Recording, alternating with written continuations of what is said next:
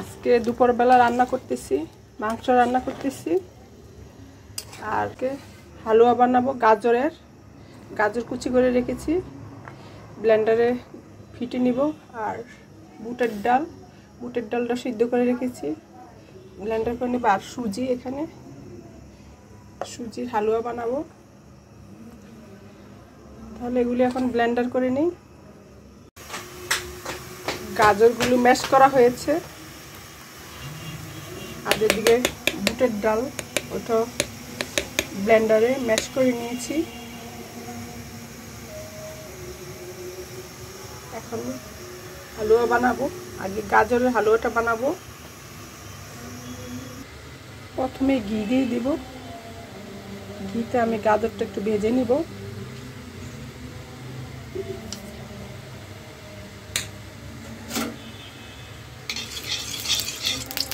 গরম করে নিয়েছি।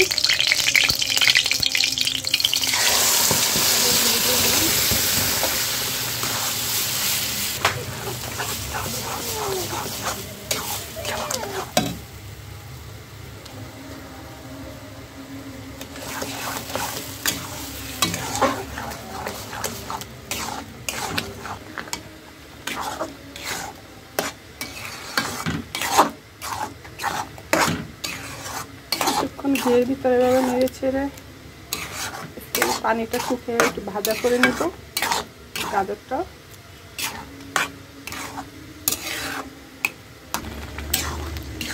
এখন চিনি দিয়ে দিব।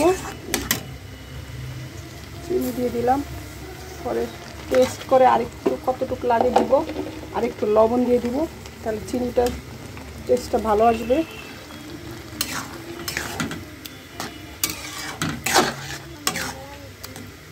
চিনিটা ভালো মতো মিশিয়ে নিচ্ছি। আর একটু দুধ দিয়ে দিব, গুঁড়া দুধ দিয়ে দিলাম কিছুটা।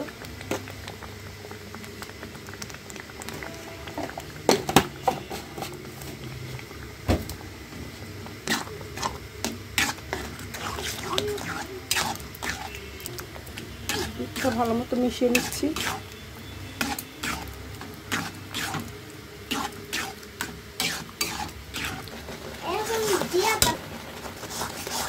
গাজরের পানিটা শুকিয়ে আসছে, আরও হবে। আর গাজরটা নেওয়ার জন্য একটা প্লেট নিয়েছি, ঘি দিয়ে দিব। ঘিটা লাগিয়ে নিবে এটার ভিতর সুন্দর করে।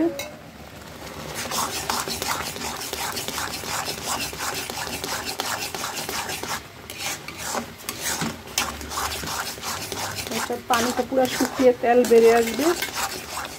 আর এই ঘি আমার মেয়ে প্লেটে লাগাচ্ছে।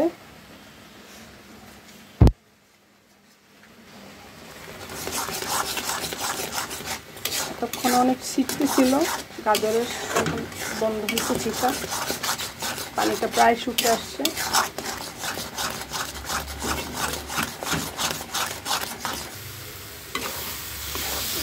পানিটা শুকিয়ে আসছে আর তেল বেরিয়ে হয়েছে। আর এটার ভিতরে একটু কর্নফ্লাওয়ার দিয়ে দিব, 1 চামচের মতো নিয়েছি।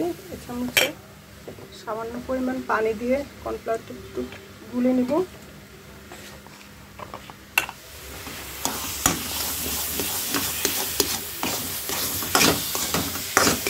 এখন দিয়ে দিব কর্নফ্লাওয়ারটা।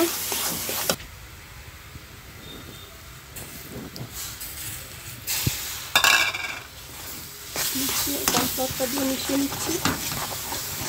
শুধু তাড়াতাড়ি হাত ফেলাতে হবে, দলা হয়ে যেতে পারে। এমনিতে গরম উপর দিয়েছি।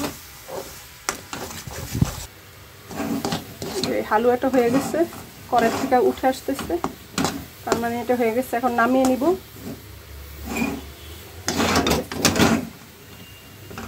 এখন নামিয়ে ফেললেই হবে। এখন এটাকে বিছিয়ে দিব সুন্দর করে, পাতলা করে।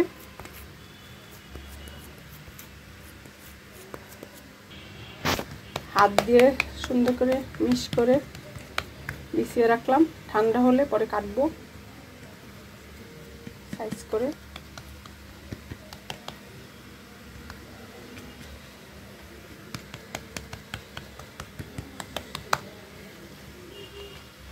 এটা হয়ে গেছে।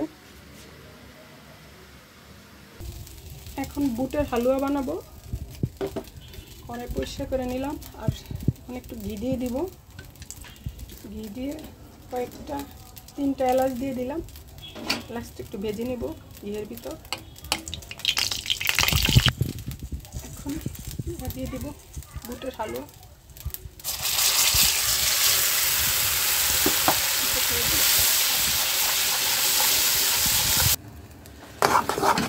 কিছুক্ষণ তেলে ভেজে নিলাম। এখন চিনি দিয়ে দিব। চিনি পরে আবার লাগলে দিব। আর একটু লবণ।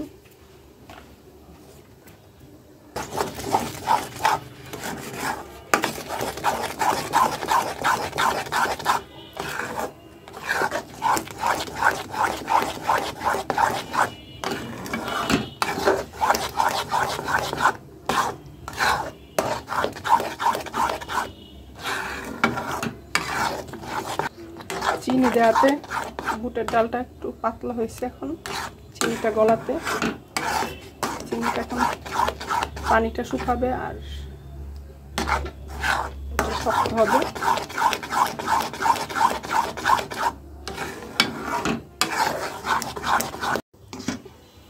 এটা হয়ে গেছে। এখন নামিয়ে নিব। প্লেটে ঘি মেখে নিয়েছি।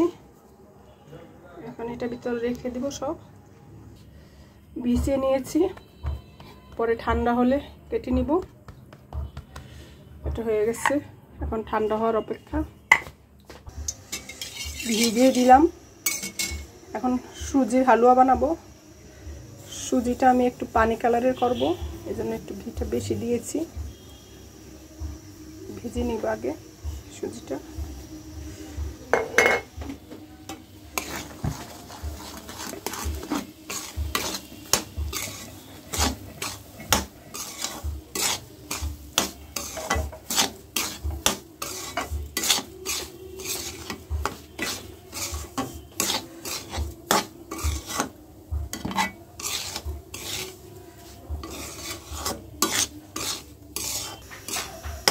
সুজিটা ভেজে নিচ্ছি আর সব দিক দিয়ে সমানভাবে লাগতেছি যাতে পুড়ে না যায় সুজিটা। সুজি লাগার সময় একটু উল্টাপাল্টা হলে নিচটা কালো হয়ে যায়। চুলাটা একটু কমিয়ে দিলাম কারণ লেগে দিতে পারে সুজিটা।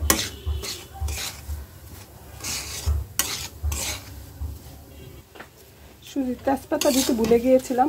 এখন 2-3টা তেজপাতা দিয়ে দিলাম। আস্তে সুজির সাথে ভেজে নিচ্ছি।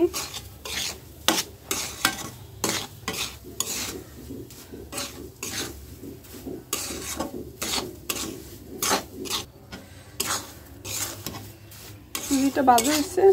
এখন পানি দিয়ে দিব।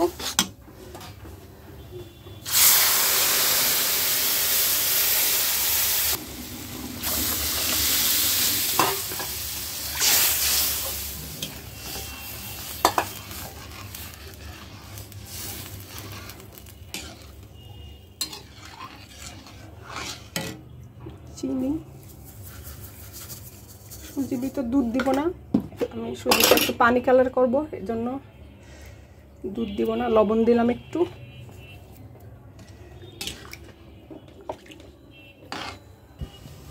এটা হয়ে গেছে।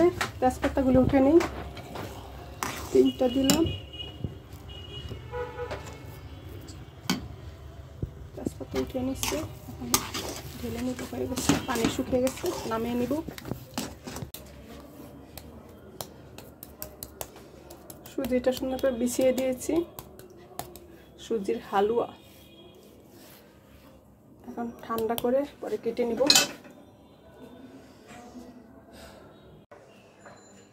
এখন এক এক করে সবগুলি কাটবো। এটা হলো গাজরের হালুয়া। গাজরের হালুয়াটা 5টে করেছি। এটাই প্রথম করে কাটবো।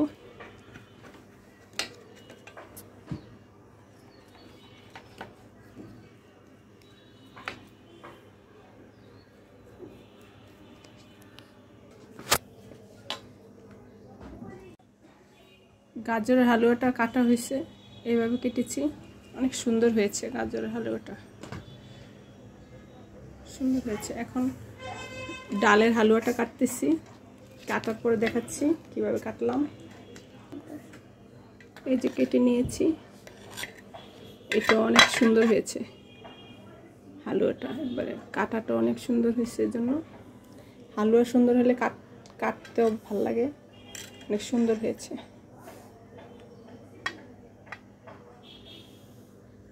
সুন্দর হয়েছে, একবারে শক্ত হয়েছে, পারফেক্ট হয়েছে হালুয়াটা। আর সুজির হালুয়া কাটবে এখন। একটু সরান।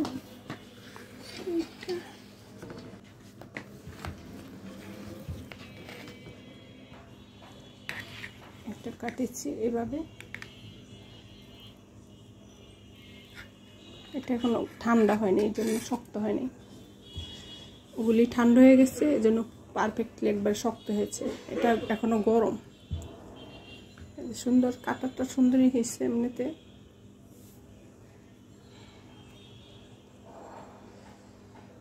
একটা বিশাল বড় একটা রুটি এনেছে হালুয়া দিয়ে খাওয়ার জন্য। এটাকে টুকরা করে কেটে তারপর হালুয়া দিয়ে সবাই খাবে।